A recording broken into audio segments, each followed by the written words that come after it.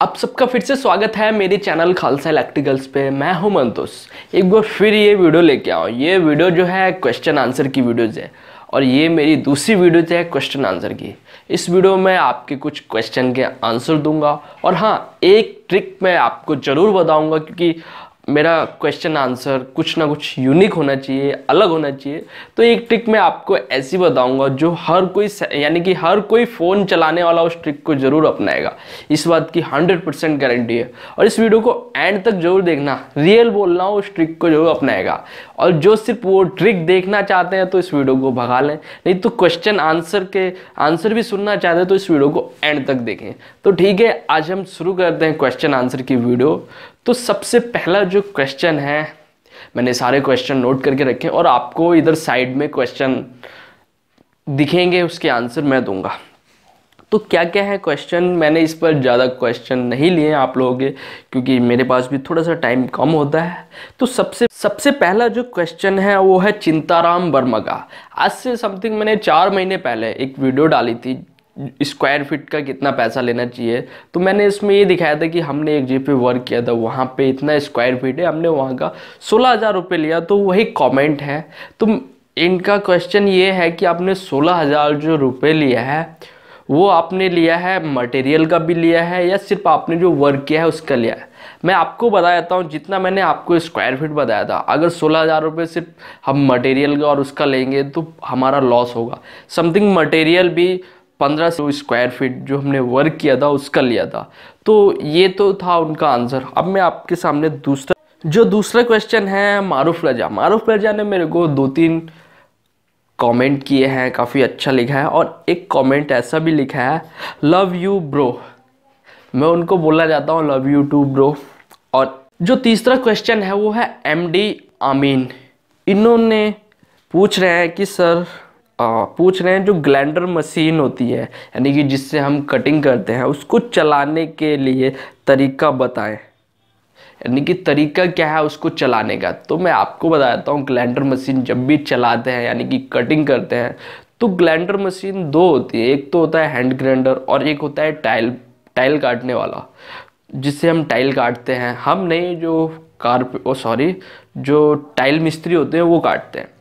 तो वो और उसमें से बेटर ये होता है जो टाइल मिस्त्री यूज़ करते हैं, उससे कटिंग करना थोड़ा सा इजी भी होता है और थोड़ा सेफ्टी भी होता है। इसलिए मैं उसका ही बताऊंगा, हैंड ग्राइंड का आपको नहीं बताऊंगा। वैसे हैंड ग्राइंड से भी कटिंग करते हैं मगर उससे जो है थोड़ा सा सेफ्टी कम होता है उसमें, इसलिए मैं आपको बताता हूँ। इसके जो होते हैं राउंड के ऊपर डिपेंड करता है, यानी कि जो टाइल पत्थर जो काटते हैं मिस्त्री, उसी से हम भी कटिंग करते हैं। मगर कटिंग करते हैं तो सिर्फ इस चीज़ का ध्यान रखना होता है, उसके जो राउंड होते हैं, यानी कि अगर उसके राउंड अगर लेफ़्ट में है, यानी कि लेफ़्ट में है तो उसको राइट की तरफ चलाएंगे। अगर राइट की तरफ चला रहे हैं तो उसके राउंड लेफ़्ट की तरफ होने चाहिए। यानी कि जिस तरफ उसके राउंड है, यानी कि सीधी तरफ उसके राउंड है तो उसको हमको उल्टी तरफ चलाना है।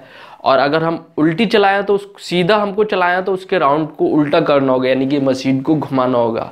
अगर ये आपको समझ में आया है तो ठीक है, नहीं तो आप कमेंट कर देना। मैं कटिंग के ऊपर अभी वैसे तो मैंने प्लानिंग कर रखी थी, 2-4 वीडियोस और आएंगी, नई नई टेक्निक भी आ गई कटिंग करने की। तो हो सकता है आपको उसमें समझ आ जाए, नहीं तो कुछ तो समझदार हैं, मेरे बताने से ही समझ जाएंगे। तो ये क्वेश्चन हो गया। और इस कमेंट है वो है उपेंद्र ठाकुर का। साइड में देखते रहना भी आप कमेंट, क्योंकि आप में से ही हैं फ्रेंड जो कमेंट करते हैं। बहुत सारे हैं जिनका रिप्लाई मिलता है। ऐसे तो मैं कोशिश करता हूँ कि हर किसी का रिप्लाई करूँ। तो उनका क्वेश्चन ये है कि सर, पहले तो मेरा नाम लिया है, सर टीवी टेलीविज़न की जो सर्किट होता है उसको अलग अलग डालना चाहिए या लूपिंग करना चाहिए। इस तरीके से इनका कमेंट है। पूरा मैं पढ़ूंगा तो काफ़ी सारी लंबी वीडियोस हो जाएगी। तो मैं आपको बताता हूँ, जब भी हम टेलीविज़न की वायर डालते हैं यानी कि डिश की, जिससे कि हम घर में टीवी देखते हैं, टेलीविज़न की जो वायर्स होती है जिससे कि चैनल आते हैं, उसकी जो वायर होती है उसको हम सर्किट वाइज सर्किट डालते हैं। जैसे कि हम घर में सर्किट डालते हैं उसी के हिसाब से इसमें भी डालते हैं। जितने हमारे घर में टेलीविज़न लगेंगे यानी कि जितने हमारे डिश लगने हैं उतनी हम वायर डालेंगे। ऐसा नहीं है कि हम सिर्फ एक वायर डाल रहे हैं उसका पूरे घर में लूप दे रहे हैं, ऐसा नहीं करना है। सर्किट के हिसाब से इसकी वायर डालते हैं, यानी कि टेलीविज़न के हिसाब से जितने टेलीविज़न उतनी वायर। वहाँ पे जाके वो आपस में कनेक्ट करते हैं, कहीं पे कनेक्ट होता है, नहीं तो सबकी अलग अलग छतरी लगती है। आजकल तो छतरियाँ चल रही है, नहीं तो पहले डिस्क की वायर्स जाती थी। तो एक कमेंट ये है। और इसके बाद का जो कमेंट है वो है प्रमोद चंद का, यानी कि वो जो पूछे हैं यदि कमरे में एक लैंप हो तो उसको सप्लाई और इन्वर्टर दोनों से कैसे जला सकते हैं, या कमरे में दूसरा लैंप लगाना पड़ेगा। यानी कि कहने का मतलब ये है, अगर हमारे कमरे में सिर्फ एक ही बल्ब लगा है, उसको हमने इन्वर्टर से भी जलाना है और लाइट से भी जलाना है, तो कैसे जलाएंगे, या हमको कमरे में दूसरा बल्ब लगाना पड़ेगा इन्वर्टर के लिए। ऐसा कुछ नहीं है। अगर आपके कमरे में एक बल्ब है, आप उसको इन्वर्टर से भी ऑपरेट कर सकते हो, यानी कि इन्वर्टर से भी जला सकते हो, और जो मेन सप्लाई है यानी कि घर की जो मेन सप्लाई है उससे भी जला सकते हो। वो कैसे होता ये है, जब हम उसको इन्वर्टर से कनेक्ट करते हैं, जब हम लाइट को इन्वर्टर से कनेक्ट करते हैं, यानी कि बल्ब को, लैंप को हम इन्वर्टर से कनेक्ट करते हैं, इन्वर्टर से जलाते हैं, तो उस समय क्या होता है, वो इन्वर्टर से अगर हमने उसको कनेक्ट किया है तो लाइट जाने पर इन्वर्टर से जलेगा और लाइट आने पर वो जो हमारी घर की सप्लाई है उससे चलेगा। ऐसा सिस्टम होता है इन्वर्टर में, ऑटोमेटिक ऑन हो जाता है लाइट जाने पे, और लाइट आने पे ऑटोमेटिक ऑफ हो जाता है। उसका जो पीछे का यूपीएस की सप्लाई होता है वो, तो दोनों पे ऑपरेट करता है। अगर हमने किसी चीज़ को इन्वर्टर पे कर दिया है तो दोनों से ही वो जलेगा, लाइट से भी जलेगा और इन्वर्टर से भी जलेगा। तो ये रहे कमेंट। और काफ़ी सारे फ्रेंडों के कमेंट ये भी आ रहे हैं कि सर मेरे को व्हाट्सएप ग्रुप में ऐड कर लो। अब देख सकते हो काफ़ी सारे हैं, मैं इसको जल्दी जल्दी चलाऊँ क्योंकि इनमें जो है काफ़ी लोगों के नंबर्स हैं, बहुत सारे हैं। मैं आपको बता देता हूँ, मेरे पास रोज के समथिंग 500 प्लस कमेंट आते हैं जिनके रिप्लाई देना आप भी समझ सकते हो पॉसिबल नहीं होता है, फिर भी मैं रिप्लाई देता हूँ। तो आप खुद सोच सकते हो इतने सारे कमेंट है, उसके बाद व्हाट्सएप चलाना पॉसिबल नहीं है। तो ठीक है, आप तो समझ गए होंगे। और हाँ, अब जो मैंने स्टार्टिंग में बोला था, जो मैं आपको एक ट्रिक दिखाऊंगा, तो ठीक है अब देखते हैं ये ट्रिक आपके बहुत काम की है। एक छोटे से बच्चा भी होगा ना जो फ़ोन चलाता होगा, वो इस ट्रिक को ज़रूर अपनाएगा। ठीक है, फिर देखते हैं इस ट्रिक। वो ट्रिक जिस ट्रिक की मैं अभी बात कर रहा था, फोन और चार्जर हर कोई यूज करता है, तो मेरे को पता है हर किसी को प्रॉब्लम्स आती है, मगर ये ट्रिक देखने के बाद आपकी प्रॉब्लम सॉल्व हो जाएगी। आप इस तरीके से काफी सारे आपने फोन लटकाए होंगे, जैसे कि ये मैंने लटका रखा है, ये वहां पे प्रॉब्लम्स आती है जहाँ पे बोर्ड ऊंचा होता है। मैं आपको एक ऐसी ट्रिक बताता हूँ जिससे कि आपको इस तरीके से फोन को लटकाना नहीं होगा और फोन आपका गिरेगा भी नहीं। तो ये है वो ट्रिक।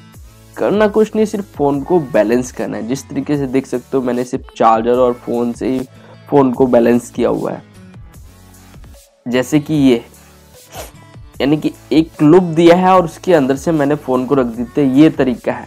अगर इस तरीके से आप करते हो आपका फोन कभी भी नहीं गिरेगा। मेरे को पता है कुछ लोग सोच रहे होंगे कि अगर फोन आएगा वाइब्रेट होगा तो गिरेगा, नहीं गिरेगा क्योंकि ये फोन बैलेंस हो चुका है अच्छी तरीके से।